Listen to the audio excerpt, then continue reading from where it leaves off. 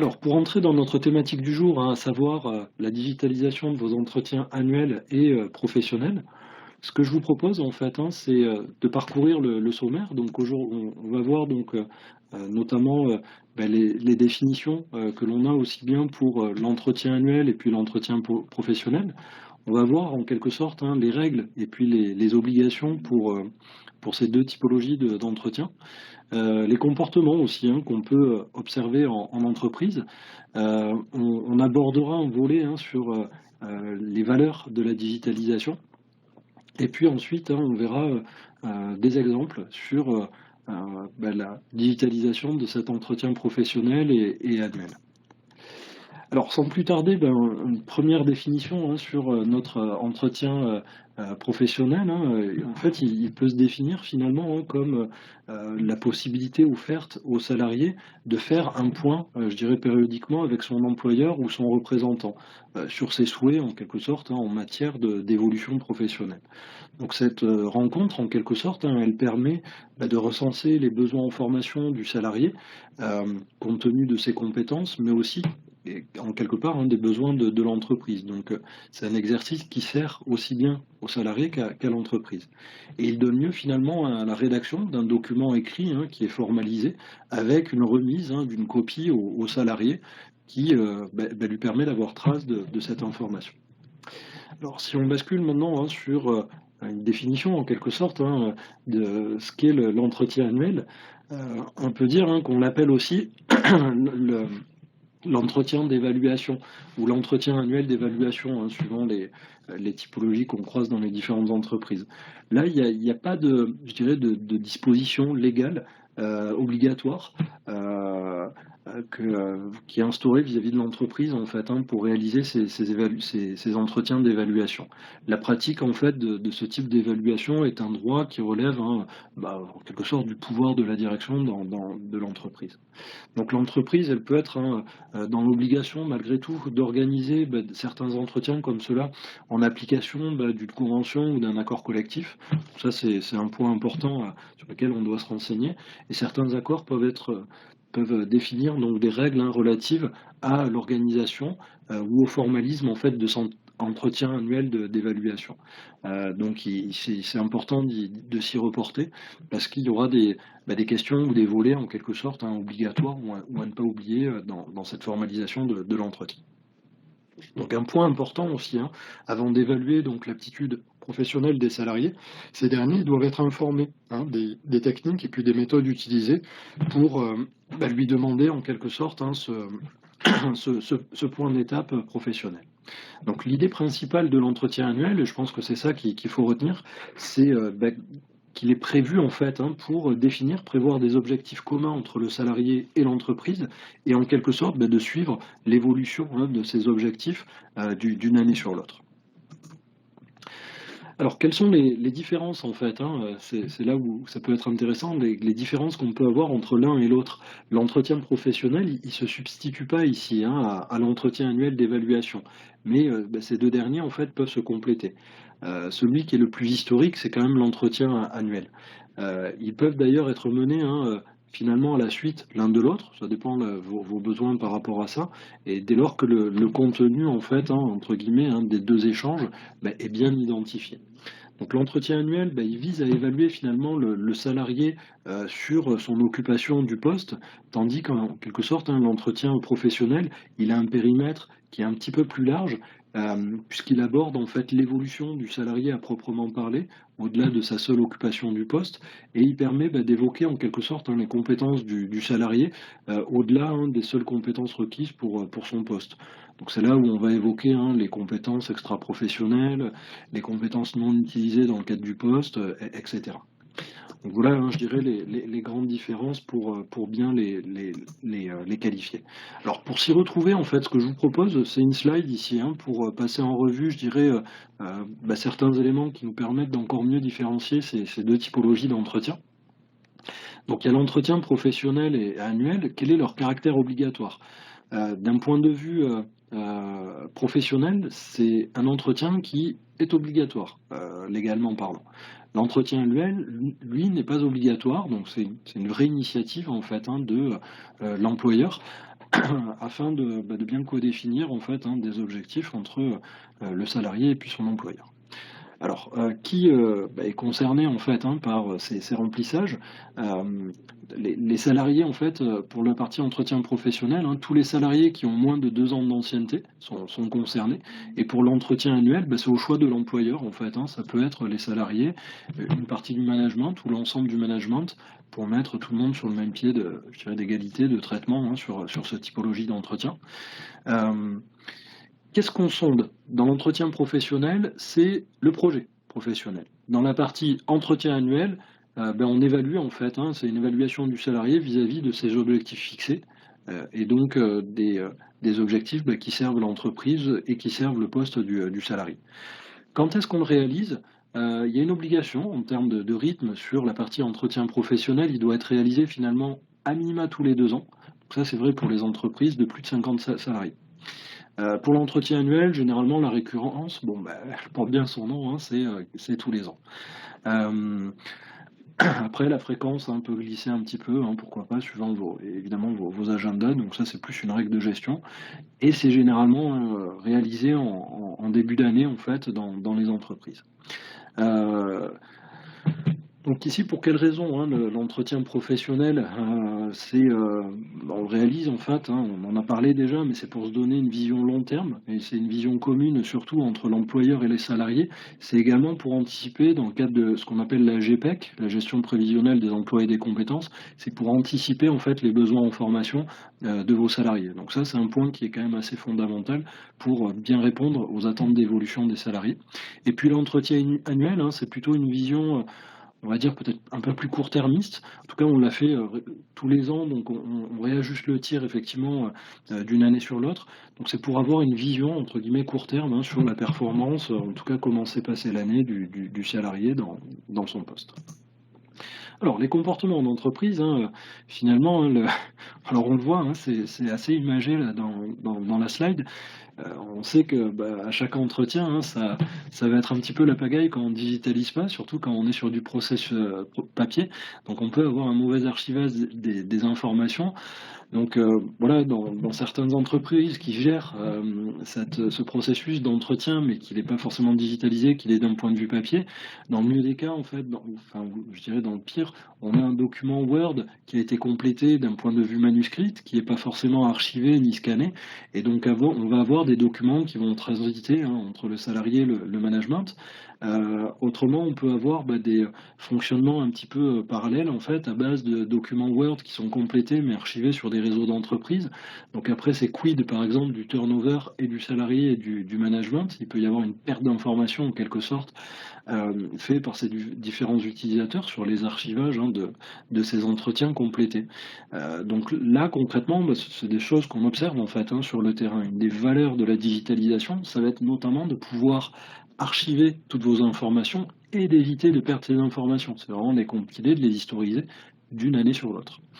Donc forcément, par eau de pluie, hein, un petit peu par rapport à ce que je vous expliquais tout à l'heure, il va y avoir une absence de suivi en quelque sorte, hein, et d'avancement de ces entretiens, à part à ce qui se fasse point à point ou oralement entre les managers et comment dire, le service RH. Et puis, ça peut être, il peut y avoir une ressaisie des informations, alors sur Excel ou autre, qui, peut entraîner 2 choses en fait, 2 travers. Le premier, c'est, des sources d'erreurs. Parce qu'on sait que ressaisir des informations à partir de documents, manuscrits, ou sur, Word, peut entraîner des sources d'erreurs quand on doit les ressaisir dans Excel. Parce qu'on fait généralement ce travail en quelque sorte au kilomètre avec un grand nombre d'entretiens à ressaisir. Et puis surtout, c'est ultra chronophage, quoi. C'est-à-dire que, si cette ressaisie, elle doit être faite par, une assistante ou un secrétaire pour, ces informations, eh bien on a un processus qui est assez chronophage par rapport à ça. En tout cas, on peut se poser la question de se servir des données déjà saisies par le binôme manager pour collaborateur, de cette saisie et puis de la capitaliser. Donc c'est une des valeurs, hein, notamment de la digitalisation. Donc les valeurs, en liste, hein, pour, vous les donner, on les a sous les yeux, hein. La première, c'est de pouvoir avoir un meilleur archivage de l'information. Donc faire face à ces obligations légales en termes d'historisation de l'entretien professionnel et puis surtout les retrouver d'une année sur l'autre, manager par manager ou salarié par salarié, ça c'est un point important. Ce n'est pas obligatoire dans le cadre de l'entretien annuel, mais ça peut être bien pour se structurer en fait d'un point de vue de l'entreprise. Ça va permettre des services RH, mais surtout au management, de consulter finalement les résultats de ces entretiens et de les archiver d'une année sur l'autre. Il n'y aura pas de perte d'information dans ces cas-là. Une des valeurs aussi, c'est d'utiliser finalement un standard qui ne dépend pas des habitudes de certains managers. Un des travers, effectivement, c'est d'avoir des contenus de questionnaires qui sont différents d'un manager à l'autre. Et du coup, vis-à-vis du service RH, c'est quand même compliqué de bien exploiter ensuite les données voilà, de ces entretiens complétés du coup. Donc l'intérêt de le digitaliser, en fait, c'est qu'on va faire un choix sur le contenu du questionnaire, aussi bien pour le volet entretien annuel que le volet professionnel. Et puis ça va permettre quoi, hein? Ça va permettre de réduire les coûts, hein, tout simplement, on en a parlé, les sources d'erreurs et surtout le côté très chronophage en fait, à ressaisir des documents papier sur Excel pour exploiter ces données dans les analyses. On ne compte jamais, hein, mais c'est clairement des coûts cachés pour l'entreprise. Et là, ces systèmes de digitalisation permettent de capitaliser sur ces éléments, quoi. Alors, quelques visuels maintenant pour vous montrer, je dirais, des exemples, en fait, hein, tout simplement, pour être plus concret par rapport à ça. On a un exemple ici je dirais, d'entretien professionnel avec le formulaire à proprement parler et le contenu de questionnaire. Ce contenu de questionnaire, il peut être en fait avec des questions qu'on préalimente et qu'on saisit, on va saisir les éléments de réponse entre le collaborateur et le manager, mais on peut effectivement préalimenter des éléments d'information qui sont déjà dans votre système d'information. Évidemment, les noms, prénoms des collaborateurs, est-ce que ça a un intérêt finalement de les ressaisir dans le système, alors que c'est une info en fait dont dispose le service RH. Donc évidemment, on va pouvoir ressaisir plein d'autres informations par rapport à ça, comme le niveau d'ancienneté par exemple, comme différentes informations sur les données du collaborateur. Donc là, on va avoir un visuel sur je dirais la fiche signalétique des participants, de quand on va remplir cet entretien, de quand date la dernière saisie de l'entretien. Des questions ici sur la situation professionnelle actuelle, qu'est-ce qu'on réussit le mieux, qu'est-ce qu'on aime le plus dans, je dirais, sa fonction actuelle, éventuellement les difficultés rencontrées. Bref, là, on va vraiment capitaliser sur le contenu en fait des questions à poser aussi bien dans cet entretien professionnel que dans l'entretien annuel. Alors ce qui est important de dire par rapport à ça, c'est que bien souvent nous dans les projets en fait qu'on réalise avec nos clients, on a souvent quand même un existant. On est parti de pages blanches, mais c'est plutôt exceptionnel.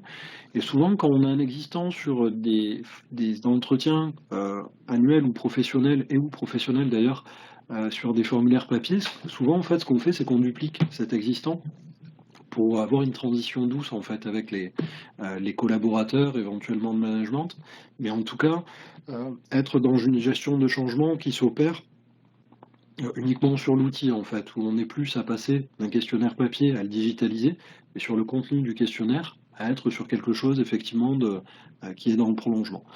Après, bien entendu, on peut adapter votre questionnaire. Sur l'exemple de l'entretien professionnel, pour les personnes en fait, qui partiraient d'une page blanche ou qui souhaiteraient revoir complètement leur entretien professionnel, on peut partir, je dirais, du canevas qui est préconisé par le ministère de l'Emploi et partir de ce modèle. Donc soit on part d'un modèle qui est déjà tout fait, on peut partir de ce modèle et puis vous faites des arbitrages avec des choix effectivement, des questions à poser au regard de votre activité, de votre secteur. Donc ça c'est pour l'entretien professionnel. Et finalement on va faire la même chose pour l'entretien annuel. Donc là on va converger ensemble pour bien définir les types de questions à poser dans aussi bien cet entretien professionnel que l'entretien annuel. Un point important aussi, sur lequel j'ai peut-être pas assez insisté, mais on va pouvoir reprendre l'ensemble des éléments de charte graphique et de visuel de votre entreprise. Bon, là, à l'écran, on a des visuels évidemment de Vocasa dans le formulaire, hein, mais l'idée c'est qu'on reprend vraiment, hein, la griffe et puis le charting, hein, de votre société pour donner voilà, l'impression qu'on est sur le prolongement de votre système d'information, quoi. Alors, pour accéder en fait à ces entretiens annuels ou professionnels, et les saisir en fait, hein, on le diffuse en quelque sorte via un portail. C'est un portail web, donc c'est un simple lien web en fait, hein, qui est à disposition du binôme manager-collaborateur quand ils vont le co-compléter. Et ce portail en ligne, ben, on y accède avec un login et mot de passe. Euh, un manager qui a un pool, je dirais, de 10 collaborateurs qu'il manage, il va pouvoir voir la liste uniquement de ses salariés. Par contre, une personne au service RH va pouvoir avoir un visuel sur tous les managers et donc tous les collaborateurs en fait de l'entreprise et pouvoir avoir un visuel plus large par rapport à ça. Donc c'est vraiment une gestion des droits d'accès en fait en fonction des logins et mots de passe. Euh, et on n'est pas sur une plateforme, je dirais, logicielle à proprement parler, on est vraiment sur un navigateur internet. Cette application, elle est 100% web. Donc c'est un exemple ici, hein, du portail d'accès aux éléments de réponse. Donc je suis manager, je me suis logué avec mes logins et mots de passe, j'accède à un visuel comme celui-là. On est en train de compléter l'entretien annuel de Alexandre Molina. Ben voilà, c'est la deuxième ligne à l'écran. Je veux saisir effectivement ces éléments d'entretien annuel. Je vais cliquer sur le bouton saisir à droite et ça va appeler mon formulaire en fait, d'entretien annuel ou d'entretien professionnel qu'on évoquait tout à l'heure. Donc ici, on va en voir un exemple à l'écran. J'appelle ce formulaire et puis j'ai un exemple ici, hein, avec des informations qui sont pré-complétées, que je peux modifier, ou alors c'est des informations dures, ça c'est juste des règles de gestion et de paramétrage. Et puis ensuite, je vais compléter des éléments d'information, quoi, hein, comment le collaborateur a vécu l'année passée, les grands faits marquants. Ici, on a des questions donc, sur l'évaluation des compétences liées au métier, avec les niveaux de conformité, est-ce qu'on est plutôt supérieur aux attentes ou non conformes, et sur chacun des points, hein, correspondant au métier de la personne évaluée, hein, ainsi que sur son relationnel et sur d'autres types de thématiques. Ici, on arrive ensuite à la page de fin de cet entretien, alors professionnel ou annuel, hein, c'est l'un ou l'autre, et on va pouvoir, d'une fois qu'on a passé en revue tous ces éléments, alors là évidemment je n'ai pas été exhaustif, mais ça peut être un formulaire évidemment assez long, on va pouvoir imprimer en fait, pour garder trace des éléments de réponse saisis entre le binôme manager et collaborateur. Et une fois qu'on l'a imprimé, on a la capacité aussi, hein, à, pourquoi pas, le joindre au portail pour avoir une trace du document PDF qui a été scanné au préalable. Donc vous imprimez ce document, vous allez pouvoir le scanner sur votre scanner, ça vous donne une pièce jointe que vous remettez sur votre poste de travail, et vous avez la possibilité en fait de mettre en pièce jointe ce document par exemple signé, scanné par le binôme manager-collaborateur, et ensuite valider le formulaire, ce qui permet, hein, au niveau de l'historique, aussi bien côté manager que collaborateurs, mais également de personnes au niveau des services RH, de retrouver ce document.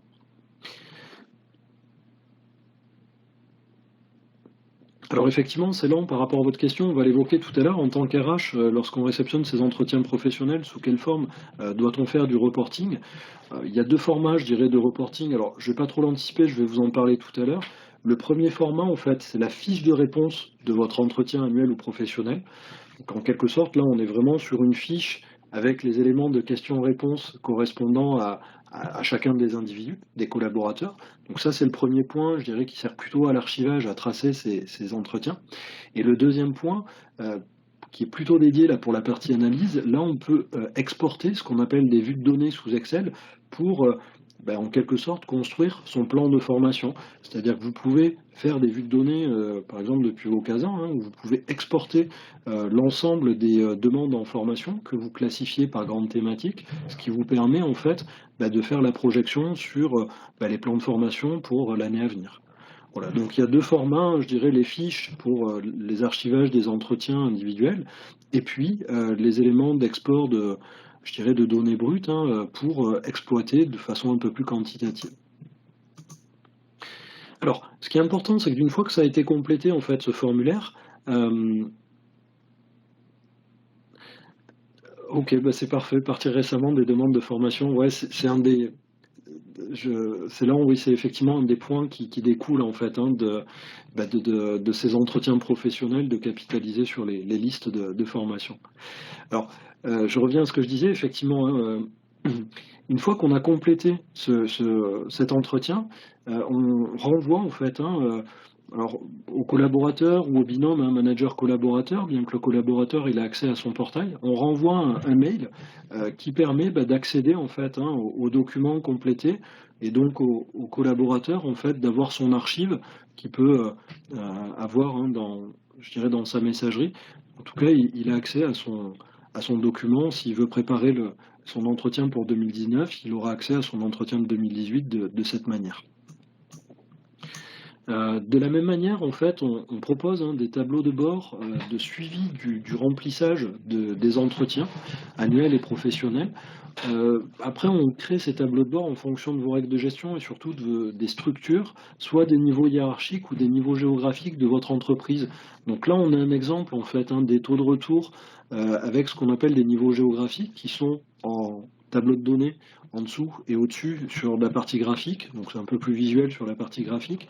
Et donc ça vous permet, alors aussi bien pour un manager qu'une personne au service des ressources humaines, bah, de voir en fait, hein, où on en est, dans les statuts de remplissage en fait de ces entretiens, quoi. Si je prends mon exemple de graphique, ici on voit que Nice, bah, on est, bien avancé dans les niveaux de remplissage, alors que, bah, à contrario, hein, il nous reste effectivement du remplissage enfin c'est l'inverse pardon, sur Rennes. Hem, voilà je dirais les éléments qu'on peut avoir d'un point de vue stat de suivi.